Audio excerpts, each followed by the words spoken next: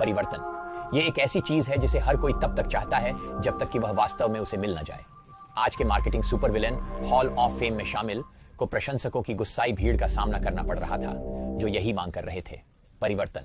लेकिन उन्हें वह देने के बजाय जो वे चाहते थे, उन्होंने उन्हें एक मूल्यवान सबक सिखाने का फैसला किया और साथ ही एक भी चीज बदले बिना एक।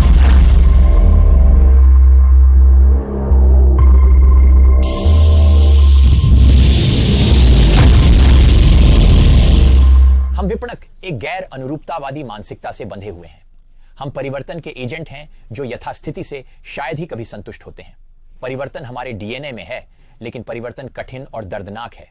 और आम जनता सोचती है कि उन्हें पता है कि उन्हें क्या चाहिए, लेकिन वास्तव में उन्हें पता ही नहीं है। तुम गंदे अपराधी हो। उनका मानना है कि चुनने के लिए कई विकल्प होने से वे अधिक खुश होंगे, जब विज्ञान ने इसे बिल्कुल विपरीत साबित कर दिया है।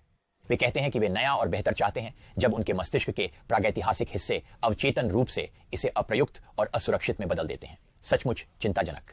और शायद सबसे बुरी बात यह है कि वे बदलाव के लिए रोते हैं, लेकिन जैसा कि बड़े रीब्रांड में शामिल कोई भी व्यक्ति जानता है, जैसे ही उन्हें वह बदलाव मिलता है, वे घबरा जाते हैं, क्योंकि यह नया और अपरिचित है। यह सबसे शक्तिशाली बाजारियां को भी सीधे किनारे पर ले जाने के लिए पर्याप्त है। हालांकि मार्केटिंग सुपरविलेन घोषणा पत्र के अनुसार हम मार्केटिंग सुपरविलेन कोई बहाना नहीं बनाते हैं। इसके बजाय हम शीर्ष पर पहुंचने के लिए नए प्रतिमान बनाते हैं और वहां पहुंचने के लिए बलिदान देने को तैयार रहते हैं। और ठीक यही आज के प्रेरक ने किया। 90 के दशक की शुरुआत में बैटमैन 2000 से अधिक कॉमिक पुस्तकों में दिखाई देने के लिए पर्याप्त समय तक मौजूद रहा। कैप्ड क्रूसेडर कुछ समय से अधिक बार ब्लॉक के आसपास और वापस आ चुका था, और फ्रेंचाइजी ने अपनी उम्र को थोड़ा दिखाना शुरू कर दिया था, खासकर जब पुनिशर और वुल्वरिन जैसे नए ताजा नायकों की तुलना में जो लोकप्रियता में बढ़ रहे थे। शायद प्रशंसकों को लगा कि खलनायकी से निपटने के लिए अपने अधिक चरम दृष्टिकोण के साथ इन नए नायकों का अनुसरण करना आजमाए हुए और सच्चे डार्क नाइट की तुलना में अधिक रोमांचक था, जो हमेशा बिना किसी हत्या के कोड के अनुसार रहते थे। यहां तक कि ब्रूस वैन और उसके अपराध विरोधी अहंकार के सबसे कट्टर प्रशंसकों को भी यह स्वीकार करना पड़ा कि आधार थोड़ा धूल धूसरित हो रहा है और हत्या न करने की सख्त आचार्य संहिता अब पागल हो चुकी दुनिया में प्रासंगिक नहीं रह गई है। प्रशंसक चाहते थे, बल्कि उन्होंने एक चीज की मांग की, परिवर्तन। बैटमैन्स डिटेक्टिव कॉमिक्स के लेखक चक डिक्सन को एक बड़ा विकल्प चुनना था। वह न केवल इस बात को लेकर आश्वस्त थे कि बदलाव के लिए प्रशंसक गलत थे, बल्कि उन्हें यह भी यकीन था कि बैटमैन की आचार संहिता न केवल सही थी, बल्कि यह एक ऐसी चीज थी जो उसे डीसी कॉमिक्स ब्रह्मांड में हर दूसरे चरित्र से श्रेष्ठ बनाती थी। एक चौराहे पर चक ने अब तक की सबसे शैतानी मार्केटिंग रणनीतियों में से एक बनाने का फैसला किया और इसे बिना सोचे समझे दर्शकों के लिए जारी कर दिया। तेजी से गिरती बिक्री और बाजार हिस्सेदारी को अन्य सुपर हीरो द्वारा हत्या के बारे में कोई चिंता न होने का सामना करते हुए चक ने फैसला किया कि अब एक कदम उठाने का समय है। इसलिए उन्होंने प्रशंसकों को वही दिया जो वे मांग रहे थे, हालांकि वह हमेशा सभी से 10 कदम आगे रहते थे। एक कुशल कठपुतली कलाकार की तरह उन्होंने संपूर्ण जनसांख्यिकीय की डोर में हेराफेरी की।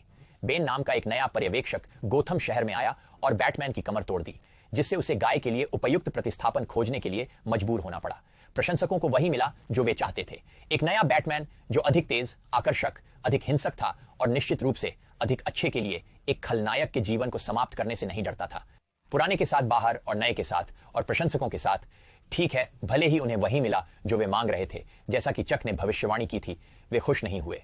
स्वर में अचानक बदलाव और परंपरा से दूर जाने से प्रशंसक असहज हो गए, और जैसा कि आपने अनुमान लगाया, बहुत जल्दी ही वे नए बैटमैन से नफरत करने लगे। चक सही साबित होने पर खुशी थी, लेकिन किसी भी विपणन पर्यवेक्षक की तरह जिसका हाथ मजबूर था, जाहिर तौर पर थोड़ा प्रतिशोधी था। वह अपने लेखन का उपयोग प्रशंसकों को यह सबक सिखाने के लिए करना चाहते थे कि उनका तरीका सही क्यों था। वह चाहते थे कि उन्हें उन पर और उनके द्वारा अभिनीत चरित्र पर अपने अविश्वास पर पछतावा हो। प्रशंसक रो रहे थे और चक को यह पसंद आ रहा था। वह इसे कितना पसंद कर रहा था। उन्होंने कहानी को मूल उद्देश्य से 6 महीने अतिरिक्त चलाने का निर्णय लिया। उन्होंने प्रशंसकों को यह बताने के लिए हर अवसर का उपयोग किया कि पुराना बैटमैन चला गया था और नया बैटमैन यहां रहने के लिए था, जैसा कि उन्होंने मांगा था। तुम मूर्ख मूर्ख, मैं बुद्धिमान हूं। नाइटफॉल नामक कहानी के 16 महीनों के बाद, जिसमें कुल 86 अंक शामिल थे, बिक्री इतनी कम हो गई थी कि चक को छेद में अपने इक्का पर निर्भर रहना पड़ा। उन्होंने बूढ़े ब्रूस वैन को सेवानिवृत्ति से बाहर खींच लिया और एक महाकाव्य प्रदर्शन में सिंहासन को पुनः प्राप्त कर लिया। प्रशंसक खुश हुए। उनके पास उनका पुराना आजमाया हुआ बैटमैन वापस आ गया। वे उसी सटीक उत्पाद और प्रस्तुति को लेकर उत्साहित थे जिसके बारे में वे लगभग 1 साल पहले रो रहे थे। इस उत्कृष्ट और शैतानी रीब्रांड के लिए जिसने पूरी फ्रेंचाइजी को पुनर्जीवित करते हुए ब्रांड के भीतर कुछ भी नहीं बदला, मैं डिटेक्टिव कॉमिक्स लेखक चक डिक्सन को मार्केटिंग सुपरविलन हॉल ऑफ फेम में शामिल करके बहुत खुश हूं।